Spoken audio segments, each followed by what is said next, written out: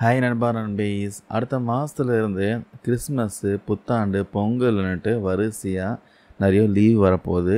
அதனால் எல்லோரும் பார்த்தீங்கன்னா குடும்பத்தோட ஃபேமிலியாக ஊருக்கு போக ரயில் டிக்கெட்லாம் புக் பண்ணுவீங்க. ஆனால் உங்கள் குழந்தைங்களா கூட பயணம் செய்கிறப்போ ரயிலோட டிக்கெட் விதிமுறை என்னன்னு தெரிஞ்சுக்கோங்க. இப்போ எல்லாருக்கும் ஒரு குழப்பம் இருக்கும், குழந்தைகளுக்கான டிக்கெட் எப்படி எடுக்கிறதுன்ட்டு. முதல்ல 5 வயசுக்கு கீழே இருக்க குழந்தைகளை பற்றி பார்க்கலாம். வழக்கம் போல் பார்த்தீங்கன்னா 5 வயசுக்கு உட்பட்ட குழந்தைகளுக்கு ரயில் டிக்கெட் எடுக்க தேவையில்லை, ஃப்ரீயாக கூட்டிகிட்டு போகலாம். ஆனால் முக்கியமான விஷயம் என்னென்னா, அவங்களுக்கான தனி இருக்கை சீட்டு இல்லை பர்த்து கிடைக்காது.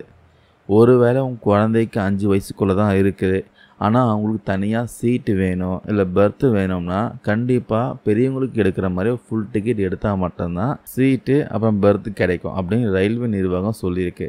அடுத்த 5 வயசுலேருந்து 12 வயசு வரைக்கும் உள்ள குழந்தைகளுக்கு பார்த்தீங்கன்னா என்ன ரூல் கேட்டிங்கன்னா, அவங்களுக்கு கண்டிப்பாக பார்த்தீங்கன்னா ஆஃப் டிக்கெட் அரை டிக்கெட் எடுக்கணும்.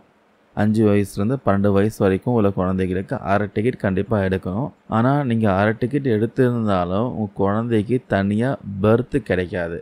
அதுதான் இங்கே முக்கியம். உங்கள் குழந்தைக்கு தனியாக படுத்துக்க ஒரு இடம் பர்த்து வேணும்னா நீங்கள் பெரியவங்களுக்கான முழு டிக்கெட் எடுத்தால் மட்டும்தான் பர்த்து வாங்க முடியும்.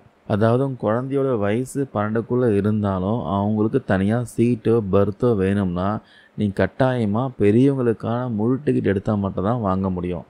இல்லாமல் நீங்கள் ஃப்ரீயாக கூட்டிகிட்டு போயிட்டு அப்புறம் நீங்கள் சீட்டு வேணும் இல்லை ஆஃப் டிக்கெட் எடுத்துகிட்டு போயிட்டு பர்த்து வேணும் கேட்டிங்கன்னா இது ரூல்ஸ் மீறிதான் சொல்லி அபராதம் ஃபைன் கூட செலுத்த நேரடியாக சொல்கிறாங்க.